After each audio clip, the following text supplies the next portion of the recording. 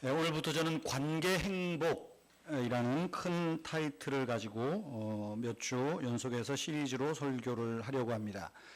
관계라는 말은 사전을 보면 둘 또는 여러 대상이 서로 연결되어 얽혀 있는 것, 이렇게 표현이 되어 있습니다. 또 서로 연관이 있거나 영향을 미친다 하는 그런 뜻입니다. 여러분, 우리가 하나님을 믿는다는 것 무엇입니까? 믿는다는 것 굉장히 설명하기가 어려울 수도 있어요.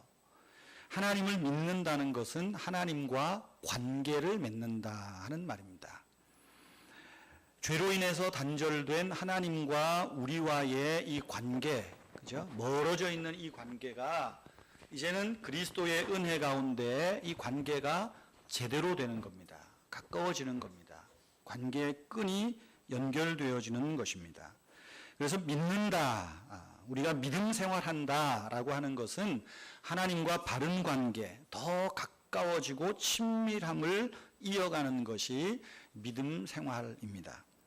뿐만 아닙니다. 믿음 생활이라, 신앙 생활이라는 것은 하나님과의 관계만이 아닙니다.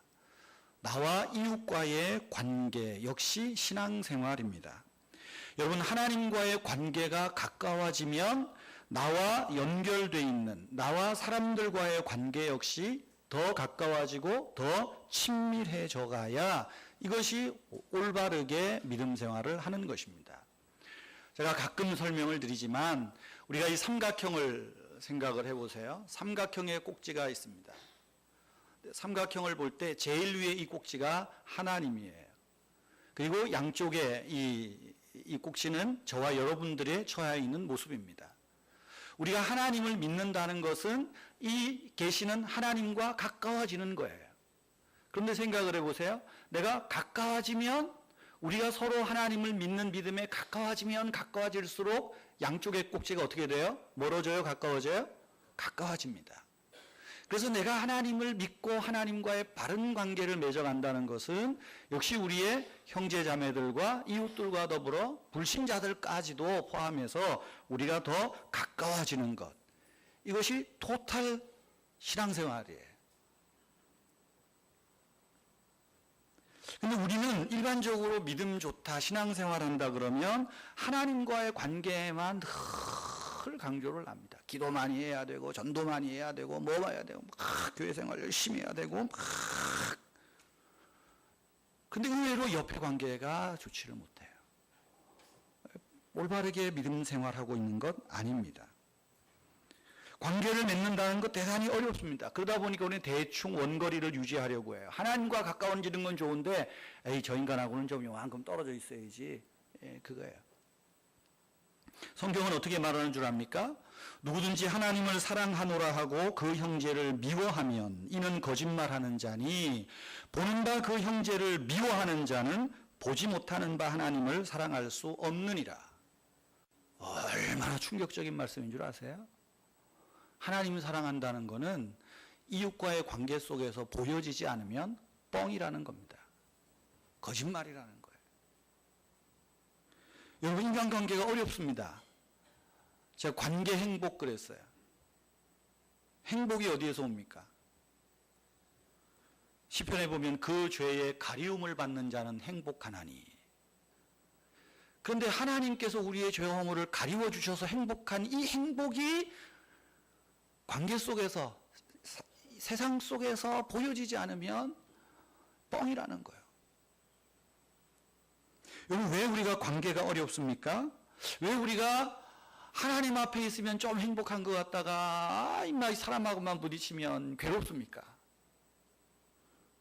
인간관계를 어렵게 하는 게 뭘까요? 감정입니다. 마음의 문제입니다. 감정이 문제입니다. 감정이 상하면 인간관계가 틀어집니다. 결국 마음의 문제고 감정의 문제입니다. 다니엘서를 마칠 때 이 목사님하고 이제 이렇게 늘 설교 이야기도 하고 합니다. 목사님, 다니엘서 마치면 어느 성경을 설교하면 좋겠어요? 그래서 내가 한번 우리 마음에 대해서, 감정에 대해서 설교를 해보려고 하는데 어떻게 생각해요? 그랬더니 목사님, 사실은 성경을 계속 연속해서 하니까 좀 지루한 면도 없지 않아 있습니다. 한번 해보시죠.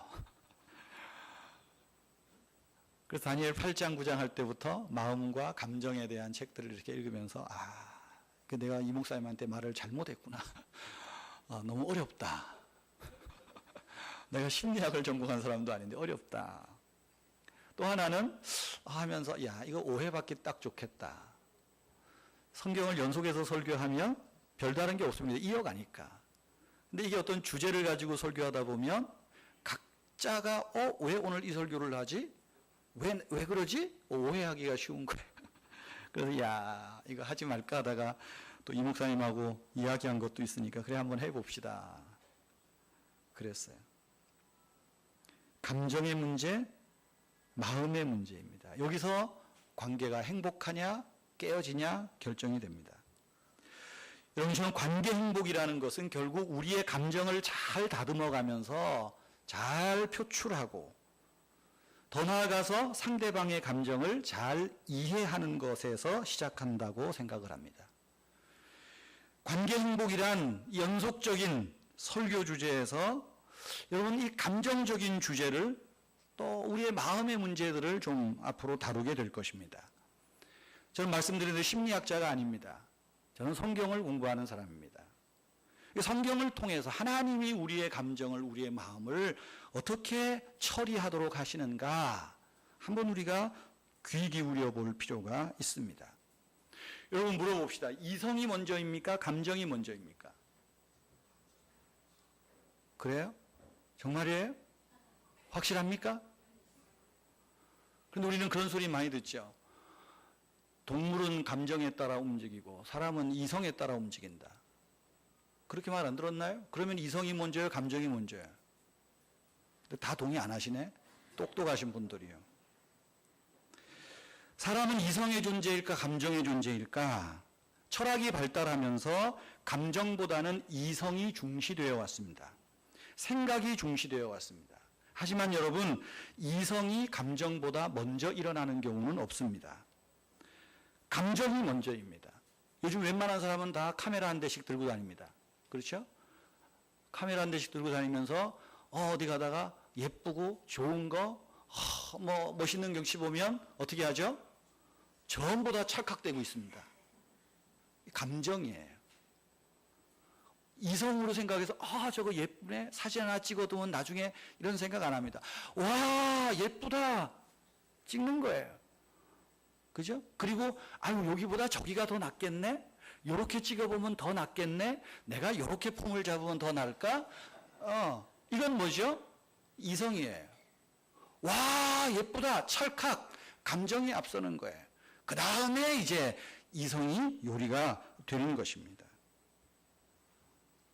그럼 감정이라는 것은 볼 수 없습니다. 그런데 보입니다. 어디서 볼 수 있을까요? 사람의 얼굴에서 볼 수 있습니다. 기쁨과 슬픔과 분노와 실망과 좌절과 여유와 불안과 초조함, 긴장, 미움, 사랑, 용감함, 자신감, 말하지 않아도 얼굴 보면 읽어낼 수 있습니다. 여러분들이 예배 시간에 쭉 들어오면 제가 싹 들어올 때 대충 찬양을 하면서 스캔을 시작합니다. 감정을 읽어보려고 하는 거예요. 근데 다 다릅니다. 그래서 설교가 어려운 거예요. 다 다른 마음, 다 다른 생각, 다 다른 감정 가지고 있는데 나는 똑같은 소리 하잖아요. 그러니까 어려운 거예요. 요즘 강신주라는, 제가 일부 때는 실수된 것 같아요. 강석주라 그랬다는데 나는 강신주라 그랬는데 들은 사람은 강석주래요. 이건 뭐 들은 사람이 맞겠지 뭐. 그리고 원고를 봤더니 내가 강석주로 썼어.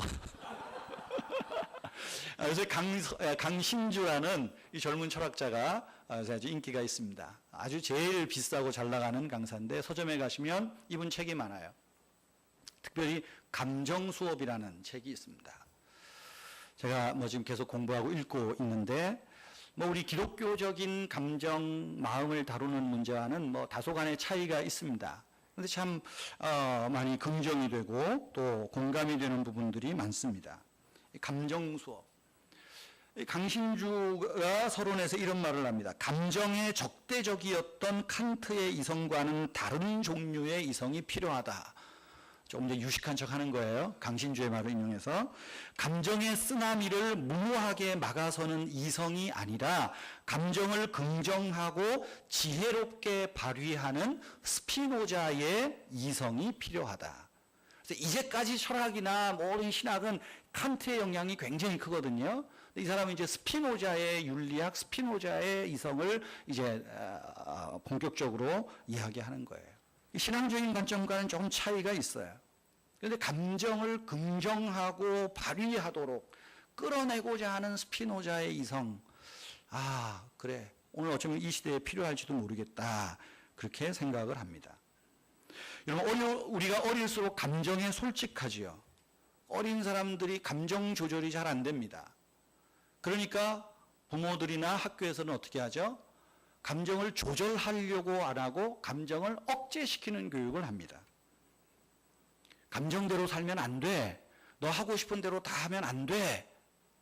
그죠? 요즘은 어떤지 모르겠지만 저는 그런 이야기를 많이 듣고 자랐어요. 그러니까 억압이 되는 거예요. 눌리는 거예요. 그러다가 폭발하면 어때요? 끝나는 거예요. 그러다가 폭발하는 거예요.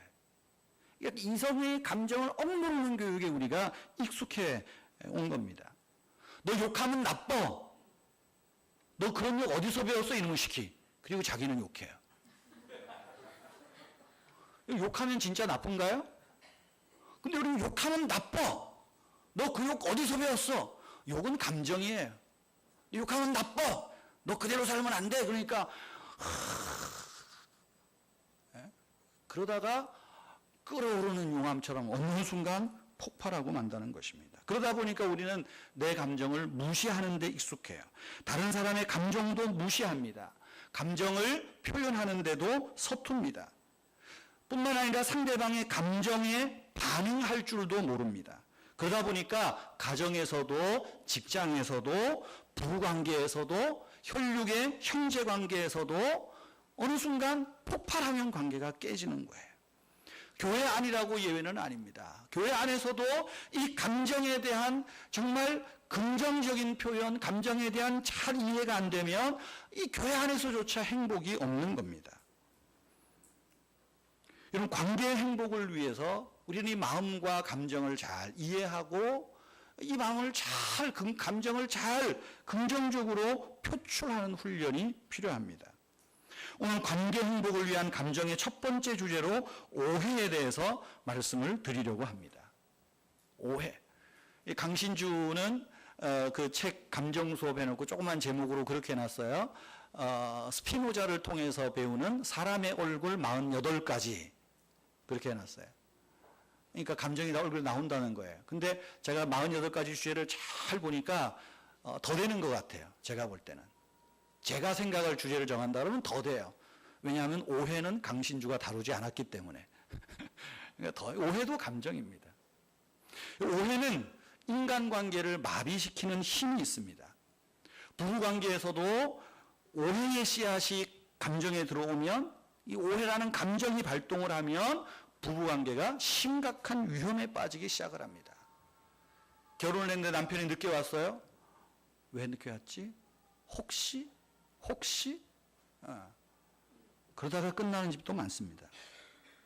여러분, 살면서 오해받는 것만큼 괴로운 일은 드물 것입니다. 오해받으면 진짜 힘듭니다. 우리가 오해를 받을 때 누군가가 나를 오해하면 괴롭습니다. 안 들으면 다 알게 되잖아요. 누가 나한테 이런 소리해? 누가 저런 소리해?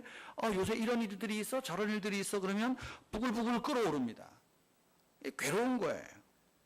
왜 그럴까요? 감정이 얽혀 있기 때문에 그런 거예요. 그런 오해를 받는다 싶으면 내 속에 또 다른 감정이 불같이 일어나기 때문에 그래요. 그래서 우리가 하는 일은 뭡니까? 그래, 오해 가서 풀어야 돼. 오해를 풀어야 돼.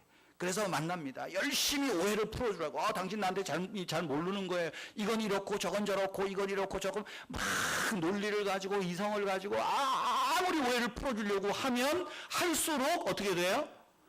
오해는 더 깊어져요. 희한하죠? 오해받고 있을 때 아무리 그 오해를 정정하려고 이렇게 저렇게 말한다고 해서 오해가 풀려지는 건 못 봤습니다.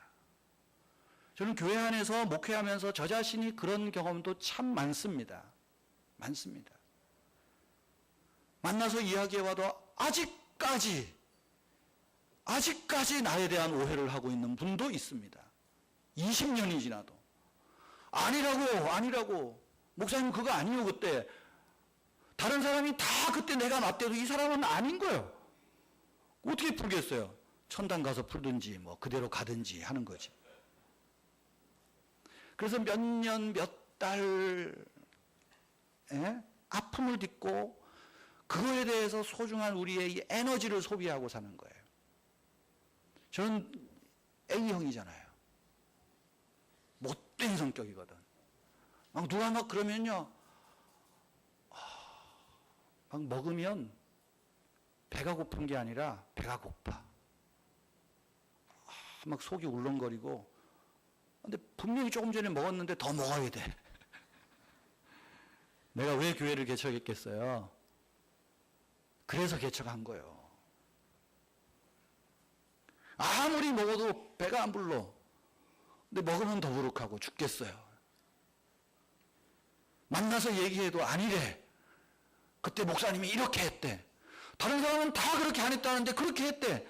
속으로 뭐라 그랬어요? 에이, 그래 그렇게 믿고 사세요 그러면.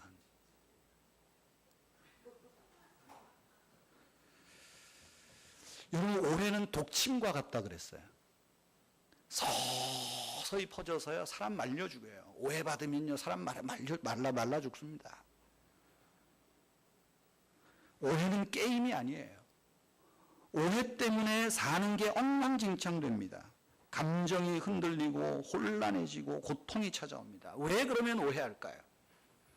왜 오해할까요? 우린 그러죠. 나는 오해 안 하고 있다고 하니까 오늘 말씀을 좀 잘 생각해 보세요. 왜 오해할까? 첫째는 상대에 대한 믿음과 신뢰가 없으면 오해합니다.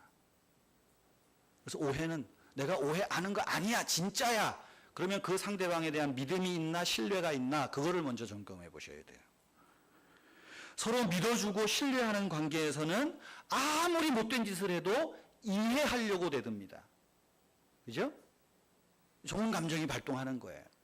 근데 저 인간 먼저 번에 나한테 저렇게 했지, 저 사람 나 안 좋아하지, 나 미워하지 그러면 별말 아닌데도 이 인간이 나한테 그럴 수 있어. 그죠? 뭐가 문제죠? 믿음이 없기 때문에, 신뢰가 없기 때문에 그래요. 저 사람은 나하고 달라.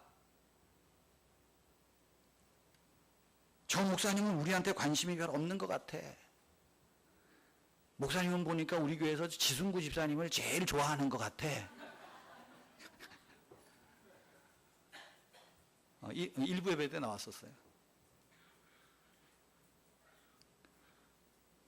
내가 그래서 지순구 집사님 좋아한다는 건 아니고 예를 드니까. 근데 솔직히 말하면은요, 목사에게 가장 머리에 남는 사람이 누군 줄 압니까? 내가 제일 먼저 세례준 사람이요.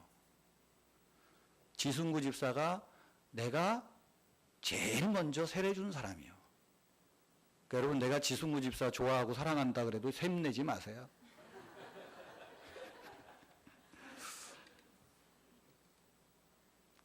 여러분, 본문은, 오늘 본문을 보세요. 사두개인과 예수님이 논쟁이에요. 부활에 관한 논쟁입니다. 사두개인들은 당시 유대교 종파인데요. 유대교의 거대한 바리새파, 사두개파가 있죠. 근데 사두개파는 좀 바리새파보다는 세력이 약해요. 근데 좀 정치적이에요. 근데 이 사람들의 대표적인 교리 중에 하나는 오늘 18절에도 있는 말대로 부활을 믿지 않습니다. 부활이 없다. 이 세상이 끝이다라고 생각을 해요. 그런데 예수라는 젊은 청년이 설교하고 사람 살리고 뭐 하는 거 가만히 보니까 바리새파들이 주장하는 부활에 대한 이야기를 자꾸만 하거든요. 가뜩이나 지금 자기들은 바리새파의 기가 죽어 있는데 저 예수라는 청년이 설교하고 사람들에게 인기를 끌고 많이 사람들을 데리고 다니니까 어떻게 했어요? 이 저놈 한번 잡아보자. 그러고 있는 거예요. 그러니까 예수를 믿지 않는 겁니다. 불신이 많은 거예요. 불신이. 그러니까 예수님께 와서 시비를 거는 것입니다. 시비를 거는 거예요. 부활도 믿지 않는 데다가 예수님이 하나님의 아들이라고 하는 것에 대한 믿음도 신뢰도 없습니다. 그러니까 예수님의 모든 말, 모든 행동조차 믿으려 하지 않아요. 그래서 오해하고 있는 겁니다. 예수를 오해하고 있는 거예요. 두 번째, 몰라서 오해합니다. 모르면 오해합니다. 사두개인들이 예수님께 와서 질문한 내용을 보세요. 유대 전통에 따르면 모세의 율법에 이 결혼 이야기를 하고 있어요. 모세율법에 어떤 사람이 큰아들이 결혼해서 죽었는데 아들이 없이 죽었습니다. 상속자가 없으니까 모세율법에는 그러면 동생이 그 형수를 아내로 삼을 것을 허락했습니다. 그런데 어느 집에 보니까 7 형제가 쪼르륵 다 순차적으로 죽고 그 부인은 7명의 아내가 된 셈입니다. 자, 그러면 부활하면 그 여자는 누구의 아내가 되겠습니까? 그렇게 묻는 거예요. 이 사람들은 몰라도 모르는 겁니다. 모세의 율법에 사람이 자식이 없어 죽으면 그 동생이 그 형수를 아내로 맞을 것이며 하는 것은 당시 광야 생활에서 유대 이스라엘 민족 가운데서 가난한 과부를 책임지라는 의미예요. 자식도 못 낳고 이제 남편 죽고 그러면 이방 사회에서는 다 내버리거든요. 길거리로 나가는 거예요. 그런데 언약의 백성들은 그 형수를 동생이 결혼을 안 했으면 동생이 그 형수를 아내로 맞아라. 아내로 맞아라. 이걸 모르는 거예요. 그리고 뭐라 그래요? 자기가 가지고 있는 그 틀에 박혀가지고 누구의 아내가 되겠습니까? 예수님이 뭐라 그래요? 너희가 성경도 하나님도 알지 못하고 오해하고 있다. 모르면 오해한다. 그 말이에요. 모르면 오해한다. 세 번째로 왜 오해합니까? 해석을 잘못할 때 오해가 생기는 거예요. 말씀드린 대로 유대인들은 이 모세율법의 해석을 전혀 엉뚱하게 하고 있어요. 사실관계를 모르는 것입니다. 잘 모르니까 전혀 엉뚱하게 해석을 하는 거예요. 해석이 잘못된다는 것은 잘 모르고 있다는 것입니다. 아이들에게 수학 문제를 풀라고 하면 공식을 잘 알면 딱 풀지만 공식 모르면 틀립니다. 해석을 모르는 거 아니겠어요? 우리의 관계 속에서도 마찬가지입니다. 똑같은 말, 똑같은 행동을 가지고 각자 해석이 다릅니다. 자기의 감정에 따라서 자기의 유리한 쪽으로 자신을 정당화시켜가며 해석을 합니다. 역사상 예수님만큼 오해를 많이 받았던 분은 없습니다. 예수님은 말 한마디, 행동 하나까지 다 오해받았어요. 제가 마가복음을 연구하면서 예수를 대적했다, 예수를 죽이려고 했다, 왜 예수에 대해서 사사건건 걸고 넘어지느냐, 이걸 이제는 마음이라는 프리즘을 가지고 보니까 그 출발이 어디냐 하면 오해예요. 어떤 오해예요? 예수님을 믿지 않는 오해, 믿지 않으니까 오해가 되고, 예수님을 모르니까 오해가 되고, 성경을 모르니까 오해가 되는 거예요. 마가복음 2장에 보면 예수님이 중풍병자 된 사람을 일으키잖아요. 그럴 때 주님이 뭐라고 했을까요? 네 죄사함을 받을지어다 그랬어요. 네 죄사함을 받으라. 환자 보고 일으킬 생각을 안 하고 죄사함 받으라 그러니까 서기관들이 그걸 보고 열받은 거예요. 너가 뭔데 죄사함을 네가 뭔데 죄를 사한다고 그래? 서기관들이 어떤 사람입니까? 성경을 연구하는 사람이에요. 성경학자들이에요. 성경학자들은 구약을 통해서 메시아가 오면 어떤 일을 하게 된다는 걸 공부하고 알고 있어요. 이사야서 60장에 그가 메시아가 오면 성령의 기름 부으심이 있고 눈먼 자가 눈을 뜨고 저는 자가 일어나고 죽은 자가 살아나고, 지금 예수님이 메시아가 오셔서 할 일이 지금 쫙 있어요. 그렇다면 성경을 알고 공부하는 학자들이라면 뭘 생각해요? 저분이 이런 설교를 해? 저분이 이렇게 병자를 고쳐? 저분이 이렇게 선포를 해? 그러면 이분이 메시아가 아닌가? 이게 정상이에요. 정상이에요. 그런데 이들은 해석이 잘못되어 있는 거예요. 그러니까 예수를 죽이려고 하는 거예요. 예수님이 제자들과 안식일에 밀밭을 가실 때 제자들이 안식일에 배가 고프니까 밀을 해서 먹었어요. 그랬더니 왜 당신 제자들은 안식일을 어기느냐고. 예수님이 뭐라 그래요? 안식일이 누구를 위하여 있냐? 모르는 거예요. 모르니까 해석이 잘못되는 거예요. 안식일에 비벼 먹어도 안 되고 오리를 걸어가도 안 되고 모르니까. 여러분, 오해는 상대방의 믿음이 없을 때, 그리고 내가 제대로 알지 못할 때 다 알고 있는 것처럼, 그래서 오해가 생기는 거예요. 아전인수격으로 잘못 해석할 때 오해가 생기는 겁니다. 네 번째로 왜 오해할까요? 시기심과 열등감이 오해를 불러일으킵니다. 내가 최고인 줄 알았는데 후배가 치고 올라오는 거예요. 사람들의 관심이 글로 쏠립니다. 사람들이 그 사람들을 칭찬해 줍니다. 내 속에서 감정적인 문제가 발동해요. 그 감정 안에 시기심이 발동하고 열등감이 발동하죠. 그러면서 이제 또 다른 오해로 확장되는 거예요. 구약 성경에 보면 오해받은 인물들이 많아요. 대표적인 인물이 다윗입니다.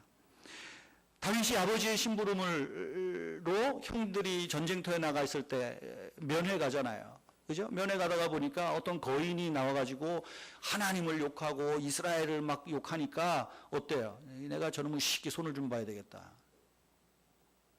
예? 그래갖고 물맷돌 하나로 딱 단방에 끝내잖아요. 그러니까 그 다윗의 용맹스러움을 보고 사람들이 어떻게 합니까? 사울이 죽인 자는 천천히요, 다윗이 죽인 자는 만만이다. 다윗을 막 칭찬해 줍니다. 그러니까 다윗이 어때요? 사울이 어떻습니까? 기분이 안 좋은 겁니다. 그래도 명색이 내가 왕인데, 쟤는 내 신하인데, 명색이 내가 왕인데 어떻게 사람들이 이럴 수 있어? 기분이 안 좋은 거예요. 서운한 거예요. 단순하게 숫자적으로 다윗이 죽인 자는 만이고 사울이 죽인 자는 9,000명 차이 때문에 생긴 게 아닙니다. 기분이 나쁜 거예요. 감정이 상한 겁니다. 여러분, 다윗이 왕이 되고 싶어 했습니까? 다윗이 영광을 얻고 인기를 얻고 싶어 했습니까? 사람 앞에 나서기 좋아했습니까? 아닙니다. 다윗은 오직 여호와 하나님을 섬기는 그 충성된 마음 하나로 목숨 걸고 거인을 싸워 이긴 거예요. 그런데 사울은 다윗을 건방진 놈으로 오해하고 있어요.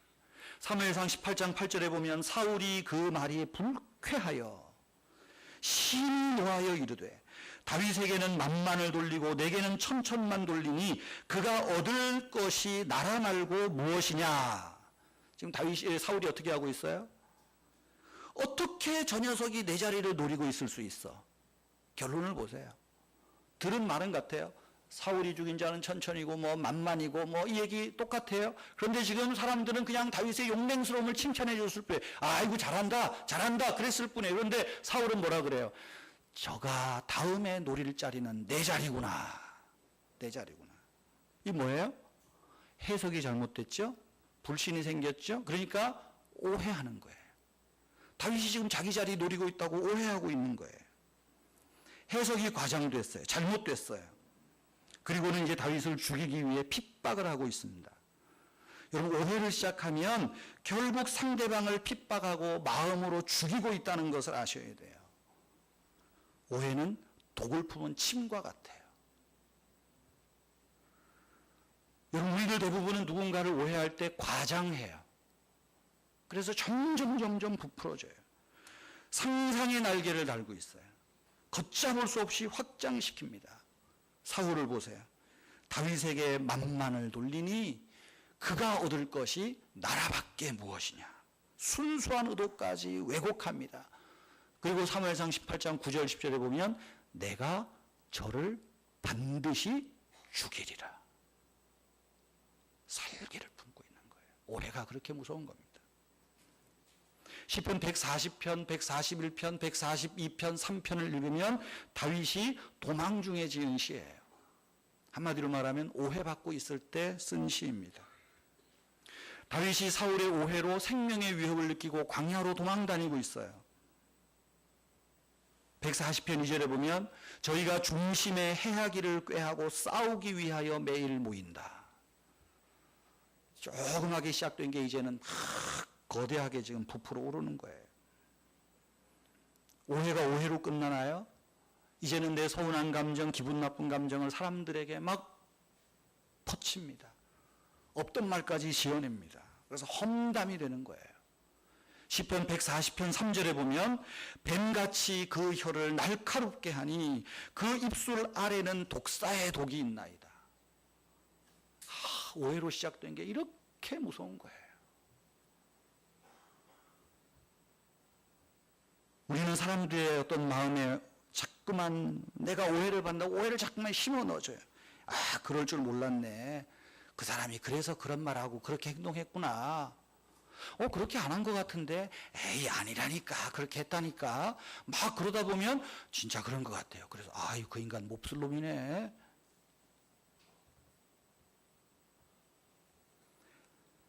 뱀같이 그 혀를 날카롭게 한다. 지금 다윗이 얼마나 괴로웠으면 그 얘기를 하는 거예요. 뱀은 이 세 겹의 혀를 가진 동물이라는 말이 있습니다. 뱀이 세 겹의 혀를 가지고 있대요. 근데 진짜는 아니고 뱀이 혀를 날름날름 댈 때 그 속도가 너무너무 빨라가지고 마치 혀 세 겹이 다 움직이는 것 같이 그렇게 빠르다는 말이에요. 다윗이 그걸 알았던 것 같아요. 그래서 저들이 뱀같이 혀를 낼름거리니 독을 품었도다. 오해가 이렇게 무서운 것입니다. 그러면 여러분, 우리가 오해를 받고 있을 때 또 우리가 뭐 오해할 때도 마찬가지예요. 어떻게 우리가 좀 오해를 넘어설 수 있겠습니까? 첫째는 사실을 이야기하는가, 내가 직접 들었는가, 이 관계를 알아야 됩니다. 1차 자료를 알아야 됩니다. 내가 그 자리에 있었나 알아야 돼요. 어른들이 그런 말 하죠. 부부간에 칭탕 싸우면 양쪽 말 다 들어봐야 돼, 그러잖아요. 사실을 들어야 돼요. 1차적인 얘기를 들어야 돼요. 그랬다 카더라, 그 말은 오해예요. 그랬다며 오해예요. 아니야, 100%야 오해예요. 직접 들어야 돼요. 직접 들어야 돼요. 두 번째로는 어떤 의도에서 나온 말인지를 알아야 됩니다. 똑같은 말이라도 아다르고 어다르다 그러잖아요. 연세대학교 어떤 교수의 이야기예요. 신문기사가 와서 인터뷰를 했습니다. 아유, 교수님은 아내를 어떻게 사랑하십니까? 아내를 어떻게 사랑하십니까? 아내를 사랑한다고 이야기를 했어요. 근데 어떻게 나왔냐면 이 사람이 이제 다른 사람을 사랑하고 싶다고 이렇게 나온 거예요. 말 한마디 차이, 조사 하나의 차이 때문에. 조사 하나의 차이 때문에.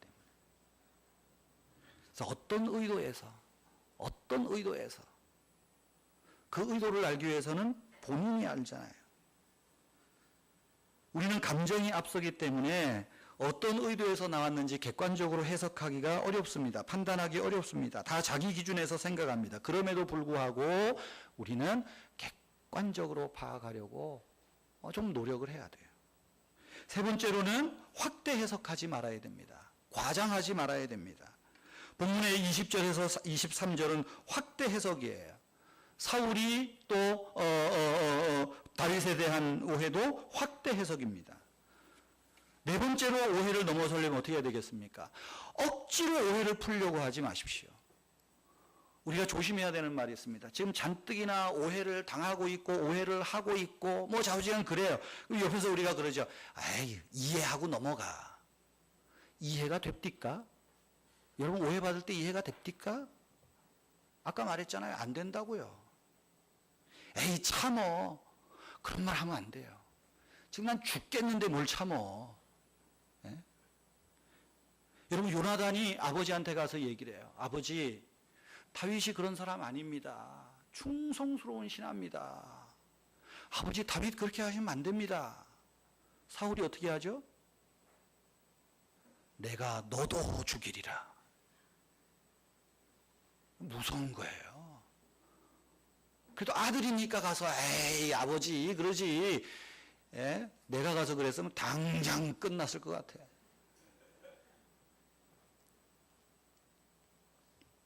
면전이 갈 수도 있어요. 어른들 말이 맞아요.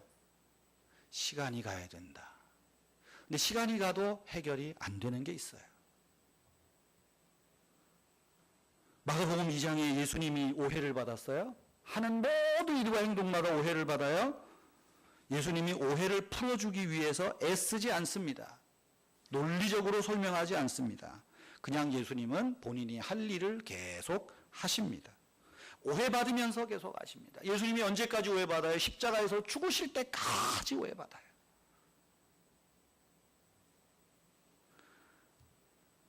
때문에 여러분 오해받을 때 억지로 오해 풀려고도 하지 마시고요. 그냥 두세요. 다섯 번째는 자기 감정에 솔직해야 돼요. 근데 자기 감정에 솔직하라니까 사람한테다가 갖다가 퍼부으면 안 됩니다. 성경은 일반적인 심리학은 가서 뭐 풀고 이런저런 말을 많이 해요. 근데 성경은 역으로 이야기를 합니다.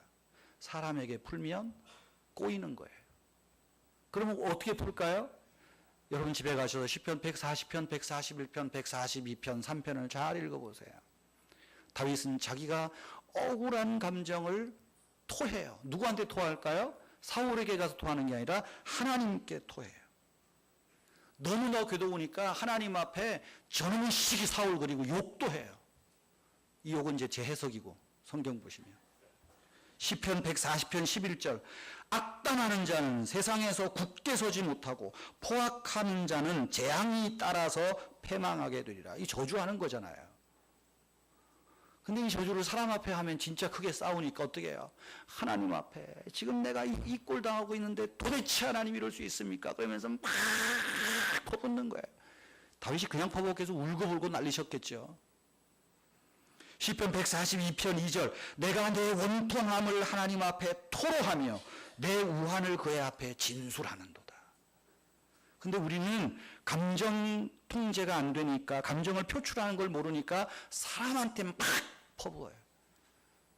인상 쓰고 눈치 끄리고 말이죠. 예? 근데 다윗은 그걸 알았어요. 그러니까 하나님 앞에 나에게 대해서 악담하는 자들, 저 사울이 지금 뱀같이 혀를 날름대리고 있는데 저들이 굳게 서지 못하게 하시고, 사실 무서운 기도거든요. 근데 뒤에 읽어보면 다윗이 그렇게 싹 토했더니 사울의 다윗의 마음이 확 회복이 돼요. 치유가 돼요. 오히려 불쌍히 여기는 마음이 들기 시작을 해요. 감정에 솔직하세요. 하나님 앞에 감정을 이야기를 하세요. 사람 앞에 막. 마지막으로 오해를 넘어서려면 자기가 맡은 일에 최선을 다하면 됩니다. 잘하려고 하면 오해받습니다. 옆에서 간섭하는 사람도 많습니다. 예수님 보세요. 십자가에 돌아가실 때까지 오해받았어요. 십자가에 돌아가셨을 때 한 강도가 예수님을 어떻게 오해합니까? 당신이 하나님의 아들이라면 뛰어내리시지. 그잖아요. 이것도 오해라니까는요. 근데 저 같으면 이 사람의 오해를 풀기 위해서 뛰어내렸을 것 같아. 십자가 딱 할 때 꽉 해가지고 못도 안 들어오고 말이죠. 십자가 세우려고 그러면 세워지지도 않고 하늘에서 번개가 빡빡빡 나와가지고 뭐 죽을 것까지 뭐 있어요. 그 자리에서 끝내버리면 되지. 근데 예수님은 오해받으면서도 죽으셨어요. 왜요? 그 일이 주님의 일이니까. 그 일이 주님의 일이니까. 내가 죄인을 위하여 죽으러 왔노라. 나는 오해 풀러 온 게 아니야. 오해 받으러 왔어. 죽으러 왔어. 그래 죽는 거예요. 죽는 거예요. 죽는 거예요. 사랑하는 성도 여러분, 오해를 다 풀어줄 수 있다고 생각하지 마십시오.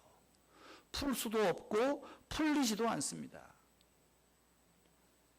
여러분, 내가 하는 봉사하는 일이 여러분들이 교회를 섬기는 일이 목사가 다 알아주고 교인이 다 알아줄 거라고 생각하지 마십시오. 오히려 시기받는 일도 많고 오해받는 일도 많습니다. 기분 나쁜 일 많아요. 하나님 앞에 감정 토하세요. 이 사람 저 사람 붙들고 하소연하지 마세요. 더 큰 오해만 될 뿐입니다. 그러니까 오해가 시작되면 이게 독침이 되는 거예요. 독침이 되는 거예요. 여러분, 오해를 넘어섭시다. 제가 오늘 이 관계 행복 이야기를 하면서 오해 이야기를 하니까 여러분들이 딱 오해하기 좋은 설교를 내가 했어요. 오해를 넘어서야 됩니다. 오해를 넘어서야 됩니다. 제가 이런저런 소리 들으면 누구한테 퍼붓겠어요? 가끔 여러분들한테도 퍼붓지만 하나님한테 퍼부어도 안 되더라고요. 그러니까 누구한테 퍼부어요? 그렇지. 근데 저 사람이 무슨 죄요?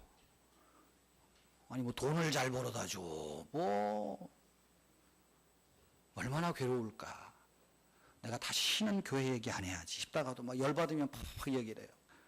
에이구 내가 또 잘못했구나. 그러니까요, 이야기하면 듣는 사람도 상처받는 거예요. 미안해요, 여보. 여러분, 아마 어쩌면 우리는 평생 오해하면서 살지도 모르겠습니다. 오해하면서 살지도 모르겠어요. 그 어떻게 하겠어요? 천당 가야지. 천당 갈 때까지. 그러나 오해를 넘어서세요. 내가 누구를 불신하는 게 있으면 거기서부터 오해가 시작되는 거예요. 그래서 불신의 벽을 넘어야 돼요. 해석을 잘하세요. 1차 자료를 들으세요. 1차 자료를. 카더라 이야기하지 마세요. 카더라. 여러분, 지난 주일에 10주년 감사예배 잘하고 오늘 오해받을 만한 설교를 한 것 같습니다. 오해하셔도 괜찮습니다. 오늘 난 설교를 통해서 오해를 이기는 법을 배웠습니다. 사랑하는 성도 여러분, 우리가 이 좀 관계 안에서 하나님이 주시는 행복과 축복을 누리기를 주님의 이름으로 축복합니다.